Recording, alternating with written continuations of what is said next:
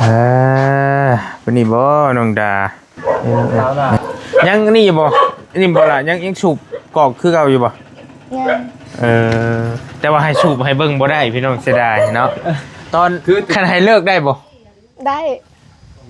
ก็แสดงว่าบ่ได้ติดซะนี่ฟังไว้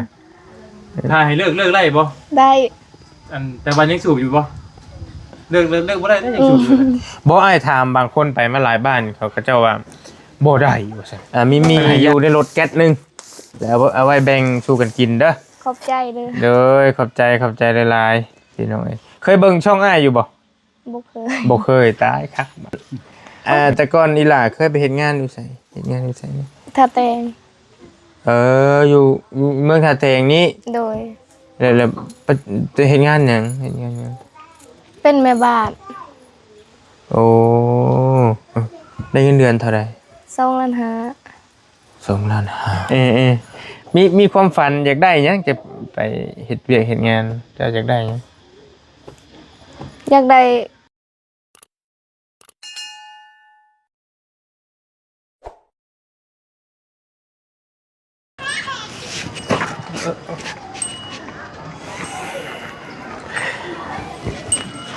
พี่น้องสบายดีเนาะสบายดีและสวัสดีเด้อพ่อแม่พี่น้องเบิดสุขทุกคนเนาะตอนนี้พี่น้องเฮาอยู่บ้านกันดอนไม้บ้านกันดอนไม้เนาะมาเปิดคลิปอยู่เพิ่นเอิ้นหยังอันนี้ทีมงานโอ้กวนสลาคำว่ากวนนี่ย่อมาให้ฟังเลยบ่ตอนนี้มาอยู่สลากวนแล้วโอ้มันคือหยังอันนี้บ่คือจุดซุ่มของหมู่บ้านคิดว่าจุดศูนย์รวมนะมีรวมแบบว่ามีการมีงานหยังก็คือสิมาโฮมกันอยู่นี้บ่เลยเบิ่งคล้ายๆคือห้องการบ้านว่าซั่นซะนี่กองมั้ยขึ้นไปสูบรถอ่ะเพิ่นอันประเทศสัญลักษณ์โกกยาเนาะอยู่นี่สัญลักษณ์ของแบบสมภารประตูโอ้นี่สมภารเดียวกับเราตูนเราเจ็บนั่นแหละเดียวบ่งานแต่ว่าบ้านนี้เป็นบ้านเกินมาบ้านวัฒนธรรมบ้านพัฒนาแล้วเนาะบอกเนาะพัฒนากับแม่นแล้ววัฒนธรรมคือรักษาวัฒนธรรมของประเพณีของชนเผ่าปู่ย่าตายายดั้งเดิมที่เพิ่นเคยสืบทอดกันมาไว้นะรักษาไว้อย่างเคร่งครัดที่เพิ่นเคยปฏิบัติมาใดๆก็คือแนวนั้นคือสิแม่นแนวนั้นเนาะตามที่ว่านี่นะถึงมันมีสัญลักษณ์ทุกสัญลักษณ์มีไว้เลยอยู่ตรงพี่น้องก็ถือว่างามเป็นเฮ็ดเพื่องเป็นชั้นอยู่เป็นหญ้าเนาะคือสิเย็นแฮงพี่น้องเอ้ยเบิ่งทรงหนาแฮงเนาะพอดีทางเฮาพี่น้องเอ้ยทางบริกับทีมงานเข้ามาเยี่ยมน้องดาเนาะน้องดาผู้เพิ่นสูบกอกสาวดาพอดีทางสองหนุ่มเพิ่นก็ฮู้จักน้องเพิ่นอยู่เนาะหลายช่องเนาะเคยถ่าย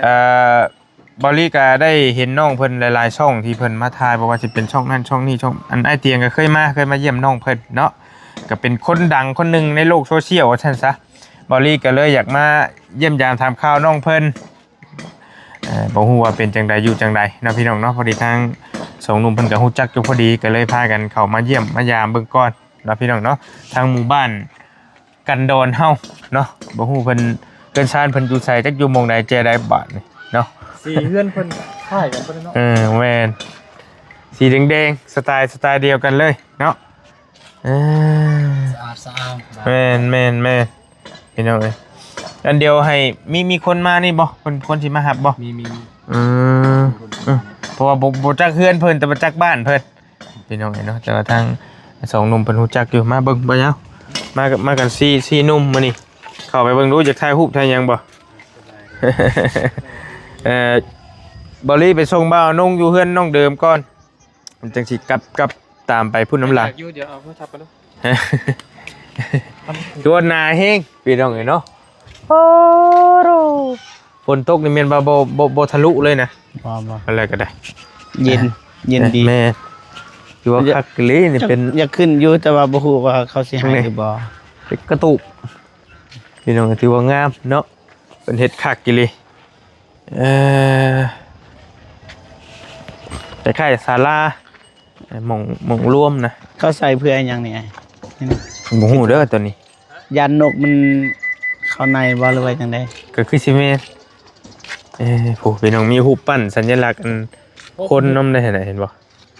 ได้เห็นคนน่ะ บ่น่าเฮงดีเลย นะ อยากฮู้ว่าจักปีบ่สิพาไปเบิ่งว่าจักปี เพิ่นมีเขียนได้บ่ มีเบิ่งนั่น มีเขียนไว้อยู่ มี อืมงาม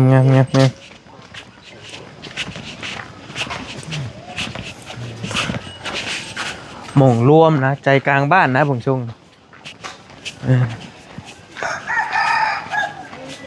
เฮ้ยเพิ่นเขียนอันนี้บ่เอ้ย2018นี่บ่1318เริ่มสตาร์ทเริ่มเฮ็ดวันที่13หาวันที่18เดือน10 2022 แม่นเริ่มแต่ว่าตอนนี้ทำอิฐนี่เริ่มเฮ็ดนี้2255 2016แต่ว่าแปลงครั้งที่1 อ๋อมีเพลงอีก วันที่13 58เดือน10 2022พอดีซ่อมแปลงครั้งที่นี่คือบันไดขึ้น 3โอ้บ่แม่นครั้งที่2อันนี้ครั้งที่1ก็วันที่22 525เดือน9 2016 โดย แปลงครั้งที่2วันที่13 56 58เดือน10 2022 นี่ทางขึ้นเนาะ เซินมาเที่ยวบ้านกันดอน ขึ้นได้บ่นี่ จังหวะแต่ว่าปกติเขาก็อนุญาตให้ขึ้นอยู่ บ่เป็นหยังดอกบ่ขึ้นก็ยะเนาะประมาณนี้แหละถือว่างามเป็นยังไงคักเป็นเพื่องเป็นหญ้านาตึบเลย ขึ้นไปก็เย็นนะ เย็นจ้อยๆไปพี่น้องเดี๋ยวไปเฮือนน้องดาก่อนบัดนี้เนาะมาเปิดคลิปอยู่หม่องศูนย์รวมเพิ่นอยู่หั่นมันก็บ้านเมืองมันก็สะอาดงามหลายพี่น้องเนาะมาแวะเด้อคนใดมาก็ได้นี่บ่คนนี้บ่ แม่นๆบ่ได้แหละบ่ได้นะ โอเคน้องเพิ่นมารับเป็นน้องเอ้ยสบายดีอยู่ไสน่ะใช้เฮือนอยู่ไส อยู่ท้อง ขึ้นมา เอาขึ้นมาโดนแล้วไปขึ้นมารถ ไง แล้วมารถไปไกลมาพี่น้องจ้าซีเมนต์หลังไหนบาทเด้ พี่เข้าไปรุ่มพุ่นเพิ่นส่ง เข้าไปเลยสิ เข้าไปได้เลย เอาเดินข้างในเลยเนาะน้องเนาะ แม่ๆเข้าไปเลย โอเคตัวใดเด้บัดนี้เด้ ยาก โอ้ เป็นคนดังนี่หายาก เป็นคนดังอยู่ลึกแท้ จืดนี่สิ อยู่ต้องเขาอยู่หันเลย ไปเลยเพิ่นว่าเห็นอยู่แล้วเขาอยู่หั่นเลยสีเพื่อนเพิ่นแบบเดียว นั่นเด้ นี่เบิ่งกันนั่นแหละ นี่บ่ ฝุ่นโซดาเบิ่ง เฮ้ย ฝุ่น เห็นเหรอ แม่นบ่ มันละเจอ โอเค เห็นแล้ว อ๋อดินมืนครับแท้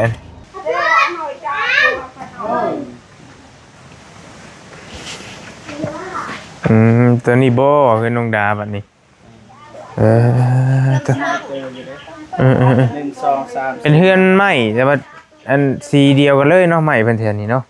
16เสา สไตล์เดียวกันเลยบ่เคยมาจักเทื่อบายดีเด้อแม่เด้อบายดีล่ะผู้นี้บอกน้องดาผู้ใด อ๋อนี่ใช่เอ้า น้องดา ไปจ้อย ยันใส่ละก็ ผู้เอ้ยน้องดาบ่ โดย ก็คล้ายๆกันอยู่เด้พี่น้องอยู่ในพี่นี่เนาะนึกว่าอยู่หิมทงหิมทางใช่น้องดาได้ซะน่ะวันนี้บ่น้องดาน้องดาเฮาบายดีล่ะ สบายดี โดยโอเคไปขึ้นนั่งอยู่เทิงพูดก็ได้ไปบ่แม่นเจ้าของเฮือนได้แต่เชิญเองได้แล้วนั่งอยู่พี่ก็ได้มุมมันสิแจ้งโอ้ลมบรรยากาศดีเหลือเกินพี่น้องเอ้ยพี่น้องเอ้ย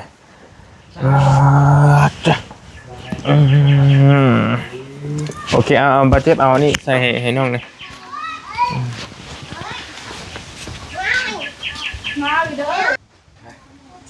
มานั่งน้ำกันพี่มาคืออย่ามานั่งน้ำน้องเพิ่นพี่ เธอนั่งกันเลยนั่งกันนี่ป่ะ ก็แล้วแต่วันวัฒนธรรมเพิ่นนั่งกันจะได้ซะนั่งให้มันงามๆเลย เห็นบ่นี่ แบบไหนมันนึงเนาะบ้านบ้านกันนอนมาเนาะ แม่น บ้านกันดอนนี่เจ้าหลังคา บ่ฮู้ จักสับ โอ้โหจากหลังคาบ่เนี่ย อืม กินข้าวได้ล่ะ กินแล้ว กินข้าวกับหยัง ข้าวเปียก ข้าวเปียก โดย ภาษาเดียวกันกับเจ้าบ่ ภาษาเดียวป่ะ บ่ภาษา ต่างหน่อยหนึง ต่างหน่อยหนึง มันเป็นวันเข้าใจแนบอเนี่ย เอออันไอ้ขอโทษอันใช้น้ำแข็งเจ้าคือหยังเพิ่นให้ใช้บ่หรือว่าตั้งมักใช้ มักใส่ วัฒนธรรม บ่แม่น บ่ยันว่า บ่ ยันว่าแบบผู้สาวผู้หยังยันว่าพอบ่ฮู้เลยพี่น้อง โทษจะคือเพิ่นพอกระลงกระเดียงพี่เนาะ ก็แล้วแต่ผู้มัก จะชื่ออยู่ตลาดบ่ แม่น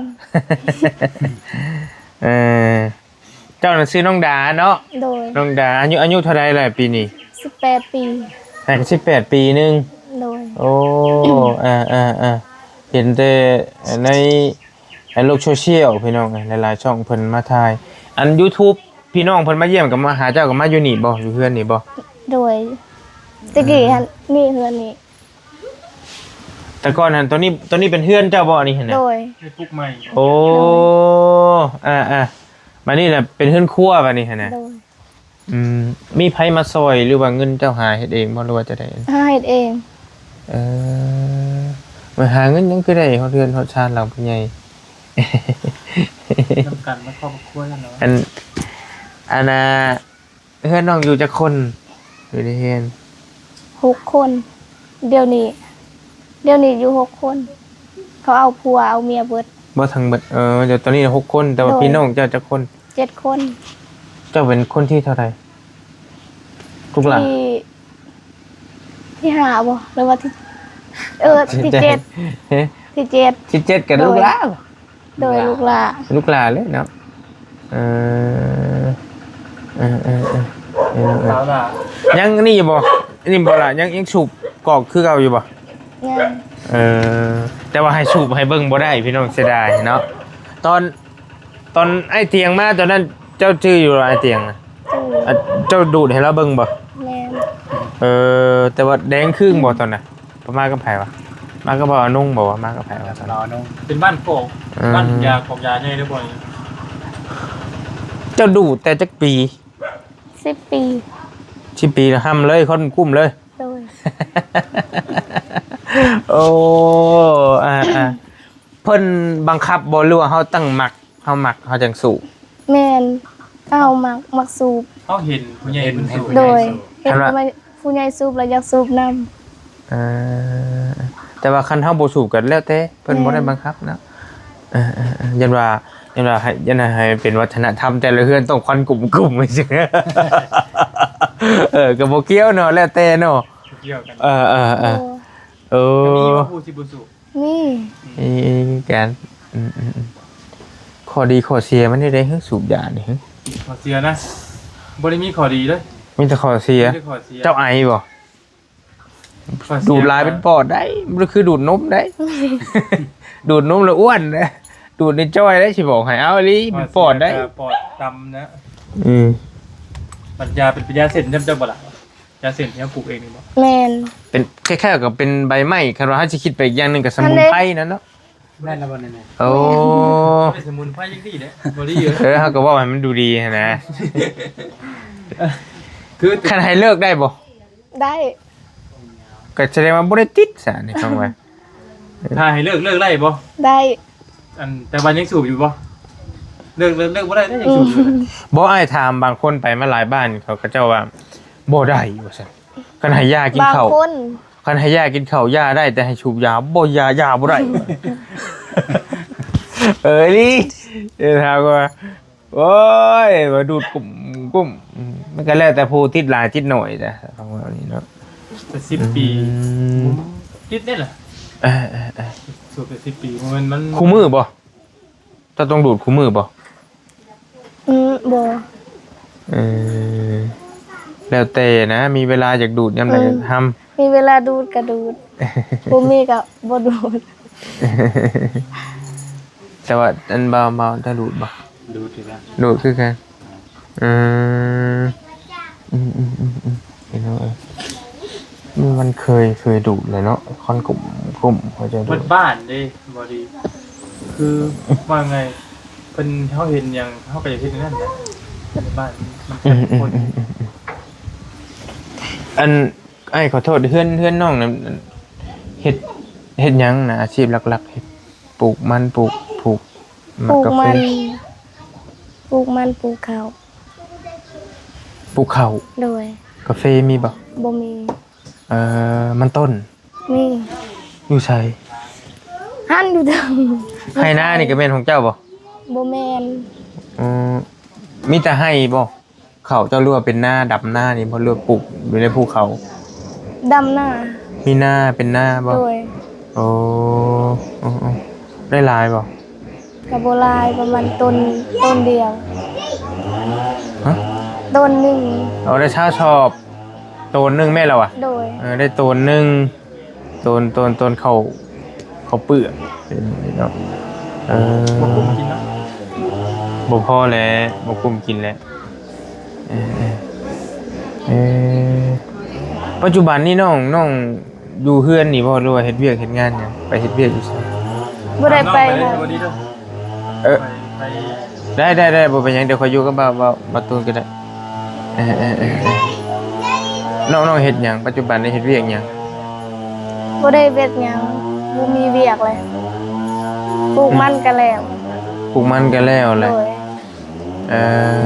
บ่อยู่เฮือนที่ชื่อบ่อนอยู่ว่าจะได้ แม่นอยู่เพิ่นซื่อ อืม บ่มีเวียกเฮ็ด สิเอาเงินใช้จังบัดนี้ เงินทองใช้นะใช้เอามาจะใช้เท่านั้นน่ะเฮ็ดงาน โดย เฮ็ดงานนี่รับจ้างนี่สิบ่ โดย อืม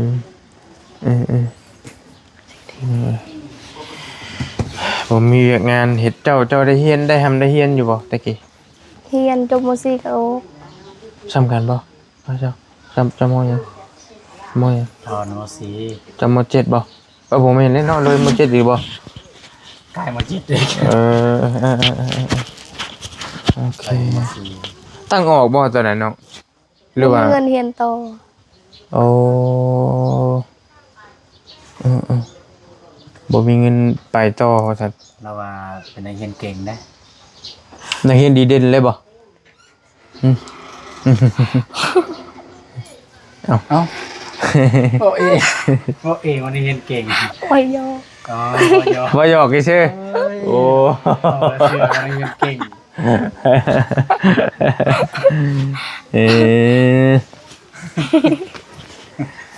ก็เก่งตัวฮอดม.4พุ่นเนาะเดี๋ยวมาเป็นเสียงฮอดเมืองฮอดแป้งธรรมดาเด้ โอ้เก่งเฮาก็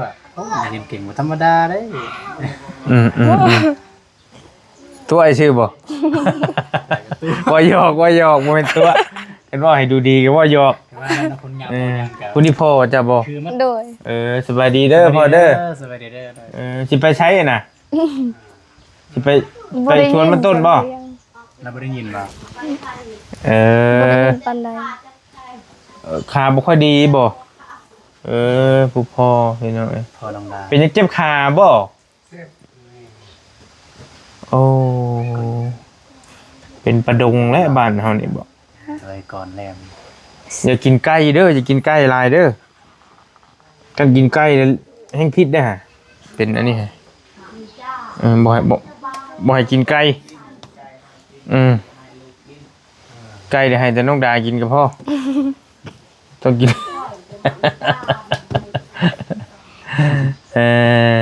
เห็นไหมอยู่เฮือนอยู่ซานน้องเพิ่นก็ได้เนาะพี่น้องเนาะดินดอนเจ้าเองอันนี้บ่ล่ะ โดย เพื่อนหลังเดียวนี่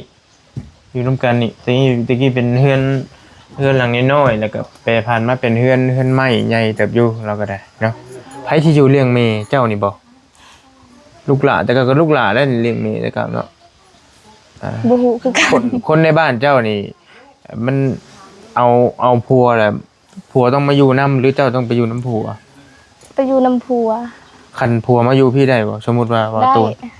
สิคำว่าสมมุติว่าตูนเอาแล้วมาอยู่น้ำเจ้าได้ ได้ แต่ว่าหลักๆนี่เขาเจ้าไปอยู่น้ำผัวแม่นบ่ โดย คือเป็นเท่านั้นน่ะเป็นหยังฮู้เหตุผลอยู่เป็นหยังคือเป็นจังซี่ บ่ฮู้ มันเป็นแต่โดนละ เพิ่นเคย แม่น โดย สมัย เพราะว่าทั้ง ตายาย เซโปนก็เป็นคือการทางสวรรณเขตกับทางเหนือเนาะแต่ว่าคันมาอยู่ก็บ่ได้ผิดหยังเนาะ จะบ่ได้พิษ บ่ อืมแต่ว่าโดยหลักโดยรวมคนส่วนหลายว่าซั่นซะมาเอาแหละต้องไปอยู่น้ำลาวต้องไปอยู่น้ำเพิ่นหั่นนะสมมุติคนทางบ้านอ้ายมาเอาเจ้าก็ต้องมื้ออยู่น้ำเพิ่นพุทธ โดย ตายเนาะ300-400ลักพี่น้องไป ตายเลย วันคน ค่าดองเพลงบ่อยู่บ้านเจ้านี่ บ่ฮู้ เราไม่ได้เพล เอ้ยเจ้าเอาผัวแล้วบ่ เอาแล้ว จะขอเท่าไรค่าดองเอ้ยเจ้า บ่ฮู้คือกัน บ่แม่ค่าดองเท่าไรอยู่พี่ค่าดองบ่เพาะค่าดองแพงบ่อยู่พี่อยู่บ้านนี่จักล้าน ไม่ได้ยินมาจ้ะ บ่จักช่ำบาท 5 ล้าน 5 ล้านบ่ ซ้ำได้ก็ได้เพิ่นว่านะกัน บ่ถามเบิ่งโดยรวมกับเจ้าเอากันหั่นนะ 30 30 ล้านบ่แล้วบ่เราตกใจว่าสิมาขอลูกสาวเราบ่แม่นได้ถามนี่ชื่อได้ถามนี่ชื่อถามเป็นความรู้ซื่อแต่ละบ้านแต่ละเมืองมันหลายป๊าด ซ้ โจ้จะถามดูคันว่าขนมน้องดาสิเอาเท่าใด ำซ้ำน้องดาในทารายซ้ำน้องดา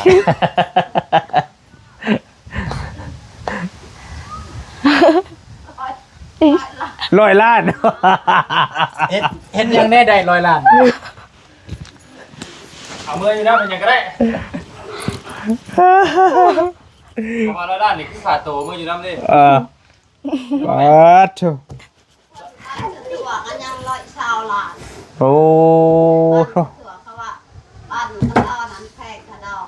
เขาก็บอกแพง โดย คือแต่งมือเพื่อนบอก บ้านอื่นนั้นแพงกว่าบ้านกันน้อย แมน เอามือเพื่อนบอกลอยละ แล้วเราบ่ค่อยฮู้ปานใด มาลอง ฮะ มาได้แล้วมือเพื่อนบอก แม่น 100 ล้านนี่คือมือเลี้ยงหญ้าเนาะมืออยู่น้ำหญ้าเนาะ แม่น เออโอ้ยเนาะมีคำนำได้เนาะมีคำมีงัวมีนี่นำได้เนาะบาตูนเนาะ แมน หีดเพิ่นทางนี้ แมนมี ไป ไปแคนไปเทศได้ไงไปแคนจะซื้อไปดี บ่ได้บ่ มาได้เลยเห็นบนในนองนางทาง ไปแคนไปยัง บ่ว่าดอกเห็นได้ก็ได้ ถ้าเราบ่รู้ ป้าเจ้าขะดองเป็น100 ล้านว่าซั่นพี่น้องเอ้ยตายเจ้าขายบ่ออกหลายเอ้ยจะสิเฒ่าข้างบ้านบัดนี้เจ้า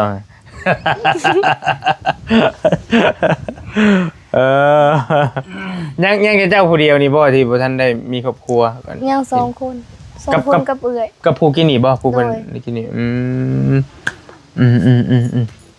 พี่น้องเอ้ยอันเฮาถามมื้อนั้นก็100 ล้านเนาะถามไปบ้านยังยกธงนะ ยกโทษ เพิ่นว่าไปมาแล้วบ่หยอกก็ซื้อแล้ววะ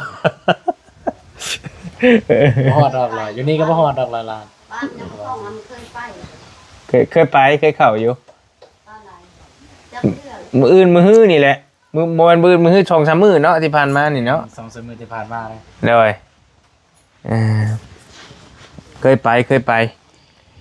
ยกธงบ้านยกธงเอาก็มาเยี่ยมน้องเพิ่นพี่น้องบ่เคยมาจ้าเถื่อก็ น้องไผ่ ฮู้ฮะ น้องไผ่และน้องท่องมันคือน้องไผ่ บ่มีพี่น้องไผเฮาเอาเครื่องไปแจกเอาเสื้อผ้าไปแจกพี่น้องมาเยี่ยมทั้งน้อง ดาเพิ่นอยู่บ้านกันดอนพี่น้องเนาะอยู่คือจากทางมันชุดบ้านชุดเฉพาะบ้านเจ้านี่บ่ แม่ ไปมีบ่มีได้ติ ทั้งลุมบ่ โดย มี ตลาด โอ้ทะลุไปมีบ้านคนอีกบ่ทางนั้นก็ได้ แม่น ไปบ้านยังที่บ้านยัง บ้านนักท่อง ยกธง โอ้ทะลุยกธงได้บ่ทางนี้ อืม เอออ่ะทะลุกันได้ บ่เห็นทางเนาะมื้อนั้น ไปทางยางพาราเนี่ย อืมันมีทางหลายเส้นเด้บางช่วง แม่นๆๆ แต่ว่ามื้อนั้นเฮาเข้าทั้งพุทธ แม่นนะครับ ทั้งพูด ไทย เข้าทั้งบ้านกุ๊กให้พุทธทะลุกันได้นี่โอเคพี่น้องหลายคนบ่ YouTube มาเยี่ยมเจ้าจื้ออยู่บ่มีไผนี่พอฮอดบ่10 คน บ่จือ ดังเนาะ ดังเลย จื้อไผแน่ที่จื้อที่เจ้าจื้อ เบาเตียง โดย เบาแม็ก บ่เตียงแล้วก็ไอ้แม็ก โดย ตลาดตะลี่เห็นแล้วอ่ะ โดย ไอ้แม็กเราตลาดตะลี่ เบาทัด บ่ทัดใช่เด้บ่นี่ ทัดเนี่ยคนลาวเรา คนไทย คนไทย โอ้แล้วก็ไผ ยังเนาะปู่ ไอเล บ่ เบาอนุง บ่ตัวเล่บ่อนง5คนละ บักโก้ เบาโกะ บ่โกบ่โกบ่เจ็บบ่เคยมาติ บ่เคย บ่เคยมาติบ่เจ็บ ถ้ากลับมามื้อนี้ แม่นว่า โดยเพราะว่าเราก็บ่ฮู้เฮือนเด้ แต่ว่าฮู้แต่บ้านซื่อแต่ว่าบ่ฮู้เฮือนว่าซั่นนี่เนาะสวนผักอันสวนหญ้าทั้งหลังนี่คือของเจ้าบ่ โดย แม่นว่าไม่แม่นอีแม่นปู่ว่าจะปลูกเอง ปลูกเอง อ๋อ ตัวใดอันต้นอันต้นยาที่เขาเจ้าสูบฮะ นี่เลย พาไปเบิ่งได้บ่ ใบใหญ่ๆกกน้อยๆอะ ฮะตัวใด ใบกกน้อยๆใบ ตั้งปลูกไว้สูบบ่ แม่น ขายได้บ่ ได้ทันใดลาย มันเป็นชนิดว่า เบิดละ บ่หลายไปเลยพี่น้อง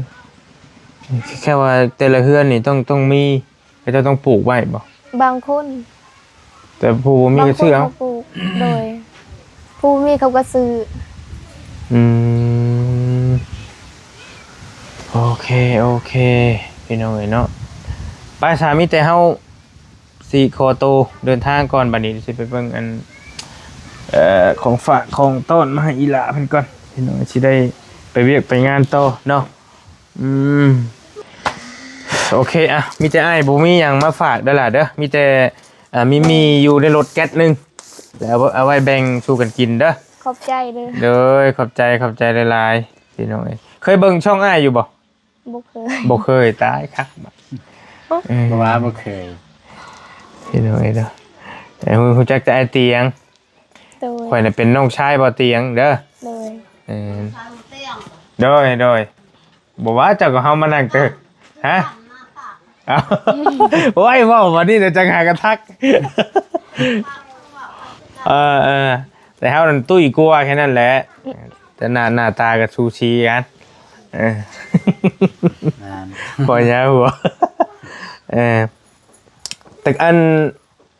แต่ก่อนอีหล่าเคยไปเฮ็ดงานอยู่ไสเฮ็ดงานอยู่ไสนี่ ถ้าแตง อยู่เมืองท่าแตงนี้ โดย แล้วจะเฮ็ดงานหยังเฮ็ดงานหยัง เป็นแม่บ้าน โอ้ได้เงินเดือนเท่าไหร่ 2 ล้านหา 2 ล้านห้าเฮ็ดถึงบ่ บ่ประมาณเดือนหนึงนะ ประมาณเดือนหนึงแล้วตอนนี้ยาแล้ว โดย บ่ได้เฮ็ดแล้วตกงานแล้วซั่นแหละบัดนี้อันได้เงินเท่าไหร่ล่ะไปเดือนหนึงได้2ล้านห้าฮะ บ่ฮอดกับพวกน้องขาด2มื้อ ได้เท่าไหร่บัดเลย 2 ล้าน2ล้าน3 2ล้าน3แสนขาด2มื้อ โดย มีความฝันอยากได้หยังจะไปเฮ็ดเวียกเฮ็ดงานจะอยากได้หยัง อยากได้ค ฮะ ำ อยากได้ค โดย ำโอ้คือคือแปลกๆแท้ ไม่ได้ค อยากได้คำอยากได้ทองคำเนี่ยอยากได้ทองหอย ำไม่ใส่ข้อ หอยใส่คอมียังฉันหอยน้ำโคเจ้าน่ะ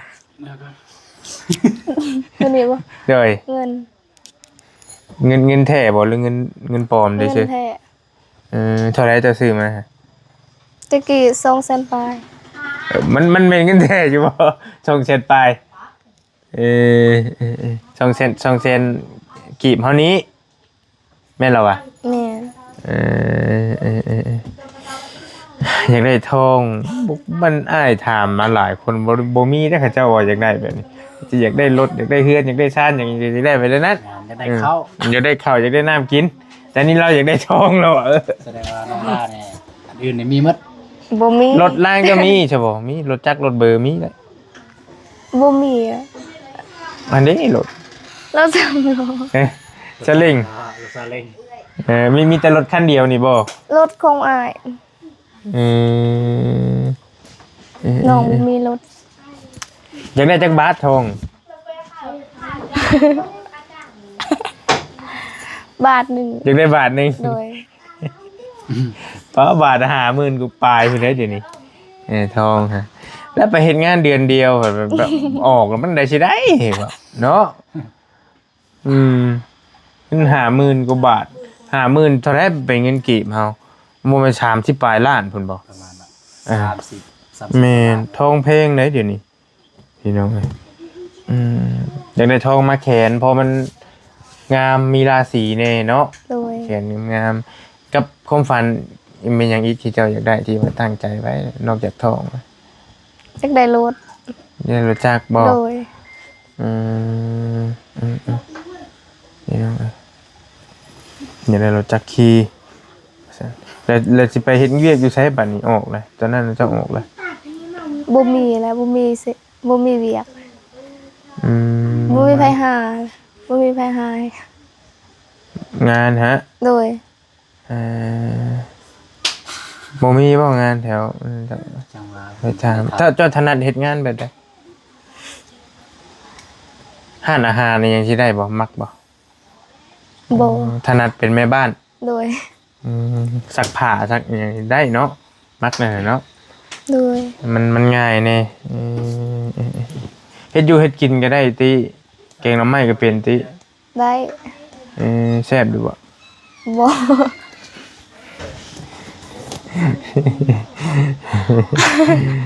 โอเคไปสามีได้อ้ายสิไปป้าแล้วเด้อบัดนี้เด้อ โดย มีโอกาสหน้าฟ้าใหม่ก็สิมาเยี่ยมใหม่พี่น้องมีโอกาสก็มาเยี่ยมทางอันน้องดาเพิ่นเนาะน้องดาสาวงามประจำบ้านหยังนี่บ้านหยัง บ้านกันดอน บ้านกันดอนเนาะ บ้านกันดอน บ้านกันดอนยังอยู่เมืองท่าแตงอยู่ระหว่างนี้ แม่นตาแตง โดยป้าโอเคซะเด้อล่ะเด้ออยู่ดีมีแฮงเด้อ โดย แล้วมีโอกาสสิมาเยี่ยมใหม่เด้อเด้อมาเอาไม้มาให้อ้ายนี่เอาไม้ ไปพี่น้องบอลลี่ขอตัวจบคลิปปิดคลิปไปเพียงซ้ำนี้ก่อนมาเยี่ยมยามทางน้องดาเพิ่นเนาะพี่น้องเนาะมาเยี่ยมมายามครั้งแรกมากัน 3-4 หนุ่มบ่ซั่นเนาะไปเอาละมีโอกาสหน้าโอกาสหน้าก็จังสิมาเยี่ยมมายามน้องเพิ่นใหม่เนาะสำหรับคลิปนี้อยู่ดีมีแฮงพี่น้องบ๊ายบายเด้อเจอกันใหม่โดย